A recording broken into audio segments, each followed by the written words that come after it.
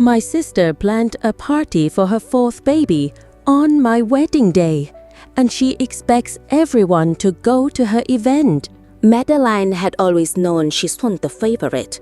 From the moment she could form memories, her sister Portia was the center of every family gathering, every dinner table conversation, every framed photo in their parents' living room. While Portia dazzled in sports trophies and academic medals, Madeline found comfort in sketchbooks and quiet corners, unseen, unheard, and uncelebrated. She wasn't jealous, not exactly. It was something deeper, a gnawing ache, like being wallpaper in your own home. Every report card, every effort, every time she dared to want attention, dismissed with a smile and a nod in Portia's direction. Her parents' pride didn't extend to her. They loved Portia for who she was, and they loved Madeline only for who she failed to become. That silent rejection planted itself in her heart and never quite let go. Even now, as an adult, its shadow followed her. Madeline's world as a child was never built with celebration. It was carved from quiet resentment and unspoken disappointments. While Portia was praised for her ambition, charm, and promise, Madeline was often met with sighs and subtle disapproval. But there was one thing that made her feel alive: drawing. It started with doodles in the margins of her notebooks, small, messy windows into her imagination. Then it became her refuge. Every night, she'd sit on the floor of her dimly lit room, sketching until her fingers cramped. Her sketchbook was the only place she existed fully, without judgment. But even that was stolen from her. One evening, as she excitedly showed her mother a finished drawing, a portrait of their family reimagined as storybook characters, her mother scoffed. "Why are you wasting your time with this scribbling? Do something useful for once." She tore the sketchbook in half with one motion. The sound of ripping paper was louder than her own heartbeat. Madeline stood frozen, her breath caught mid-sentence. She wanted to scream, cry, or vanish. Instead, she silently picked up the torn pages and retreated to her room. That night, something changed. She no longer believed her parents would ever see her. They only saw Portia. And if Madeline ever wanted peace, it would have to come from building a life entirely separate from them. She kept dry, but never again for their approval. That moment, her mother's hand ripping through the only thing that made her feel seen, would follow her like a ghost. It was the beginning of her rebellion, not with noise or defiance, but with silence and detachment that cut far deeper. Portia left for college. The house felt strangely quiet, emptier, but not in the way Madeline had hoped. She didn't expect applause, but she thought maybe, just maybe, without Portia soaking up all the light, her parents might finally see her. What she didn't anticipate was their sudden desperation. Her mother began hovering, asking about school, dinner, her hobbies, always in a rushed, almost performative way. Her father offered small talk, even invited her to watch TV. It wasn't affection, it felt like obligation. Madeline felt suffocated. After years of being ignored, this manufactured attention wasn't comforting, it was invasive. They weren't trying to know her, they were trying to fill a void that Portia had left. Every question felt like an echo of the sister who had abandoned them. One night, her father knocked on her door with 2 cups of hot cocoa, something he'd never done before. "Let's talk," he said. But Madeline, curled on her bed with her headphones on, stared at him blankly. She couldn't force herself to pretend. "It's a little late for that, don't you think?" she whispered, her voice trembling with years of unspoken hurt. His face hardened. The illusion cracked. "You know, it wouldn't kill you to be a little more grateful," he muttered before slamming the door. Grateful? For what? For being invisible for 17 years and suddenly expected to play the role of happy daughter now that their favorite had flown the coop? From that moment on, Madeline withdrew completely. No more dinner conversations, no fake smiles. She hardened like stone. Their belated affection felt like an insult, and she refused to be anyone's replacement, not even Portia's, especially not Portia's. Madeline clawed her way out of the shadows her family buried her in, not with their help, but in spite of them. She poured herself into her art, her solitude, and her determination. While Portia partied through college on their parents' dime, Madeline juggled part-time jobs, survived off instant noodles, and worked late nights on animation projects that no one in her family ever asked about. And yet, she made it. She landed a job straight out of college at a respected animation studio, and within a year, she moved into her own apartment. Her life was quiet, stable, and finally hers. More than that, she met Edward. He was nothing like the chaos she grew up in. Steady, kind, and endlessly supportive, he didn't just love her, he believed in her. He was the first person who truly saw her, not as Portia's shadow, not as a disappointment, but as Madeline. So when he knelt down in their living room with a modest ring and asked her to marry him, she didn't hesitate. It wasn't just a proposal, it was a full circle moment. She had made a life, on her terms, with someone who chose her for exactly who she was. There were no comparisons, no impossible standards. For once, Madeline felt like she was writing her own story, not surviving in someone else's. But even in this joy, a storm brewed quietly at the edge. Her parents had started reaching out more frequently. Her mother sent long texts, her father left voicemails laced with guilt and feigned warmth. And through all that, Portia remained silent. Madeline didn't know it then, but that silence would soon explode into the most vicious act of sabotage she had ever experienced. It started with a phone call at midnight. Her Aunt Rachel's name lit up Madeline's screen. Unusual, urgent. "Your mom's in the hospital," Rachel said, voice heavy with fatigue and something unspoken. "It's serious. She's been asking for you." Madeline froze. She hadn't spoken to her mother in years, not really. Not since the night her father slammed her bedroom door, not since they stopped pretending she mattered. But now illness had rewritten their priorities. Suddenly, Madeline was the baby again, the one her mother sobbed for in a hospital bed. Against her instincts, against every bitter scar carved into her memory, she went. The reunion was quiet, sterile. Her mother cried, a river of regret, apologies pouring out like they had a place to go. Madeline listened, unmoved. There was nothing left in her that needed to hear, "I'm sorry."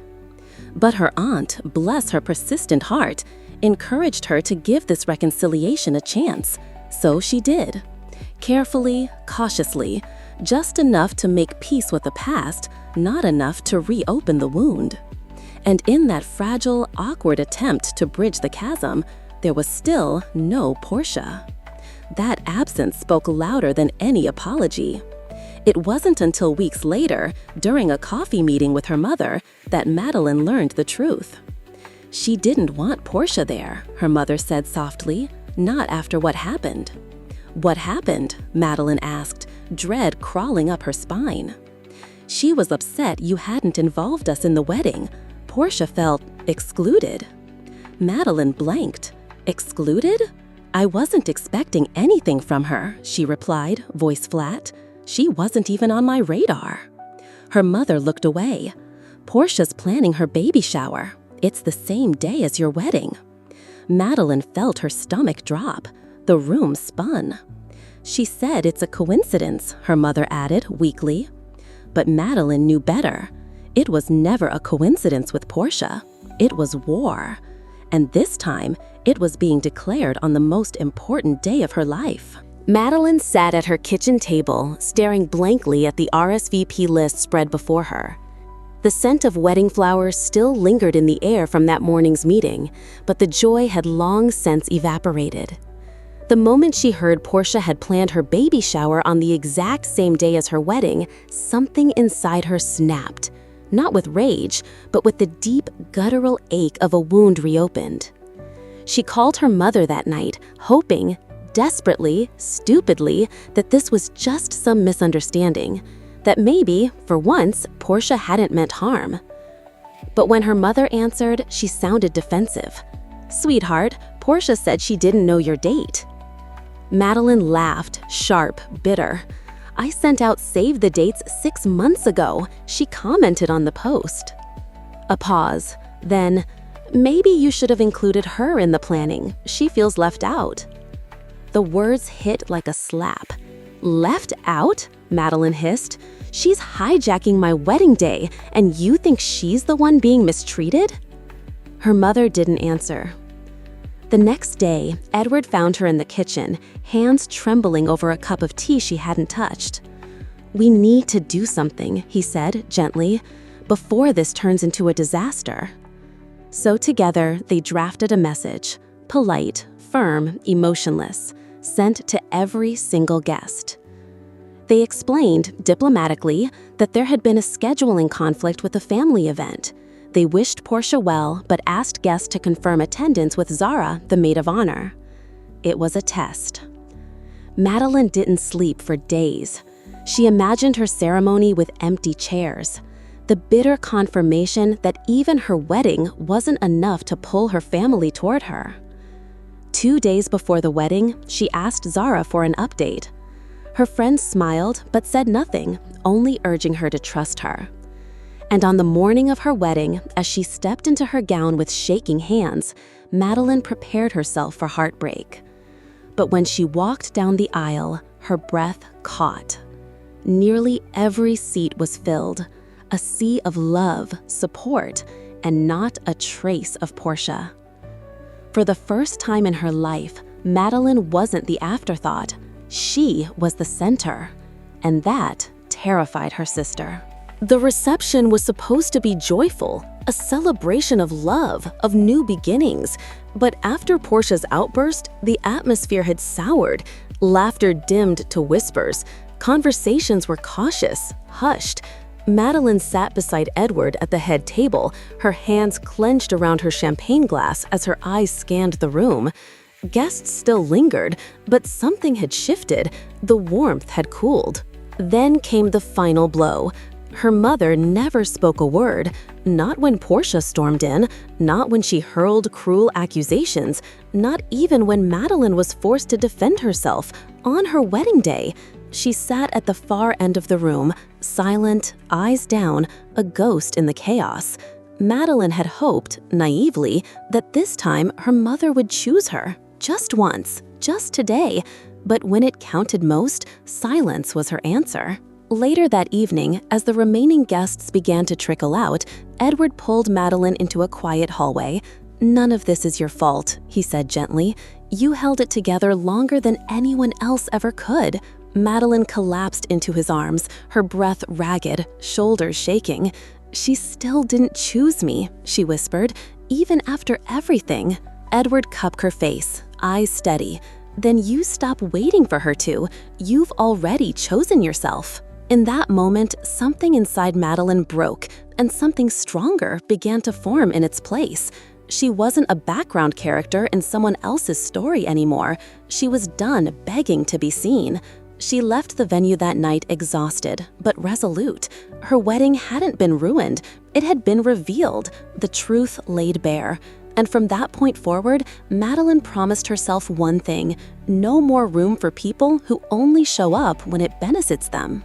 The morning after the wedding felt hollow, like a beautiful structure gutted from the inside. Madeline lay in bed, Edward's arm draped around her, the soft hum of the city outside their window unable to drown out the ache still clawing at her chest. The dress was packed away, the vows had been spoken, but the wound left by her family's betrayals still pulsed under her skin. Her phone buzzed endlessly that day, dozens of unread messages, some from distant cousins apologizing for Portia's behavior, others from people who had been there expressing their shock and awkwardness, a few from her mother, long, fragmented texts laced with guilt and excuses. But the one that stopped Madeline cold came from Portia herself. "You humiliated me. You destroyed my family. I hope you're proud." The audacity, the hypocrisy. Later that evening, Edward found her sitting alone on the balcony, phone in hand, shaking. "You don't have to read those," he said. "I needed to," she replied, voice cracking. "I needed to see just how far she's willing to go to blame me for the mess she made." She scrolled again, another message popping up, this time from Jake, Portia's husband. "I'm sorry for what happened. I didn't know. Can I come by?" Madeline stared at it, stunned. He arrived that night, quiet and somber, and when he spoke, every illusion shattered. "She told me you never invited her to the wedding," Jake said, eyes filled with regret. "But I found the invitation in her drawer, unopened." Madeline's breath hitched. "She moved the shower to your wedding day on purpose," he admitted. "Said if you wouldn't include her, she'd make you regret it." Silence hung between them, heavy and cruel. Jake looked down. "I'm filing for divorce. I can't raise our kids around that kind of resentment." Madeline nodded slowly, a bitter sadness settling in. Portia hadn't just tried to ruin her wedding, she'd burned her own life down in the process. And now, the ashes were all that remained. Madeline sat in the quiet aftermath of it all, her phone now permanently turned face down on the kitchen counter. Every ding of a new message triggered a flinch, a reflex born from years of tension that had finally boiled over. The wedding photos had just arrived, glowing with golden light and soft smiles, but she couldn't bring herself to look at them. Not yet. Then came the final call. Her mother, again. But this time, Madeline answered. "I just wanted you to know," her mother's voice trembled. "I knew about the baby shower." Madeline's chest tightened. "You what?" "I hoped people would go to your wedding anyway. I didn't want to upset you. You let her sabotage my day, and then you stayed silent while she did it. Don't pretend it was to protect me." A pause, then quiet sobbing on the other end.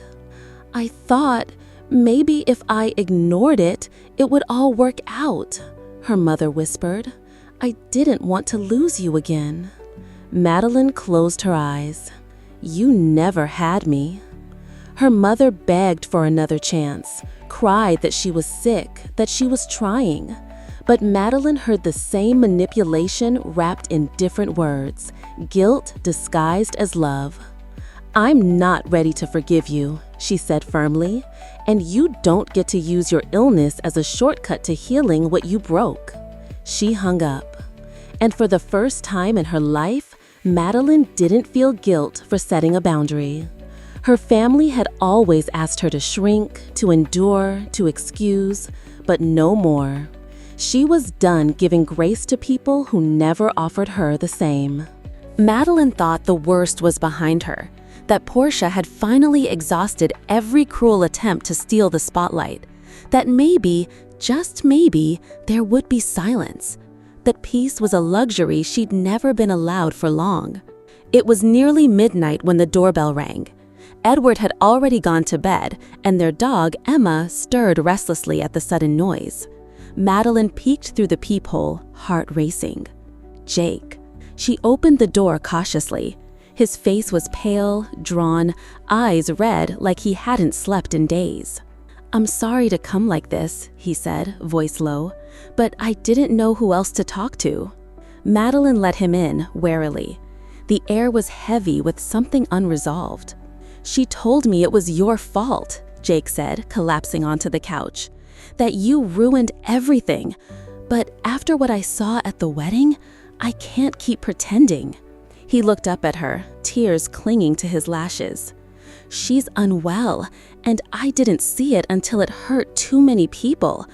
I found messages she sent to your guests, begging them not to come to your wedding, guilt-tripping them with fake medical scares, lies."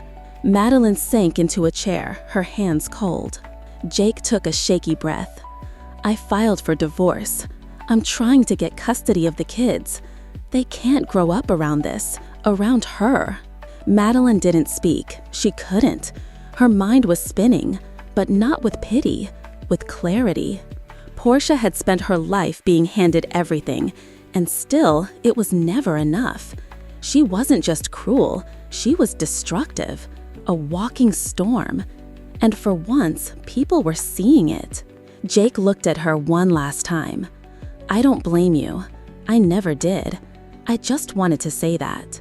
He left quietly. And when the door closed behind him, Madeline exhaled, not in grief, but in relief. The truth was finally catching up to Portia.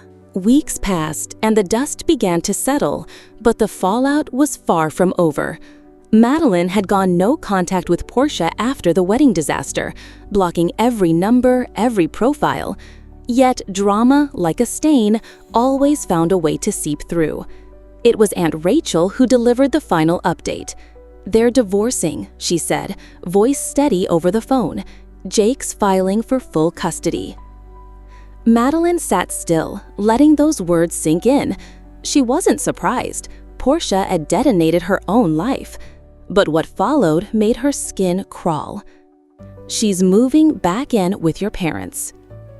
Madeline's stomach turned. The thought of that toxic triangle, Portia, their mother, and their father, festering under one roof again was grotesque, like watching a snake coil tighter around its own tail. But it got worse. That same night, a message slipped through her email, an address Portia must have created just to bypass the block. The subject line, "You owe me." Inside, Portia's words were laced with venom and desperation. "You destroyed my life. You're the reason Jake left. The least you can do is help me with the kids while I get back on my feet." Madeline stared at the screen, jaw clenched.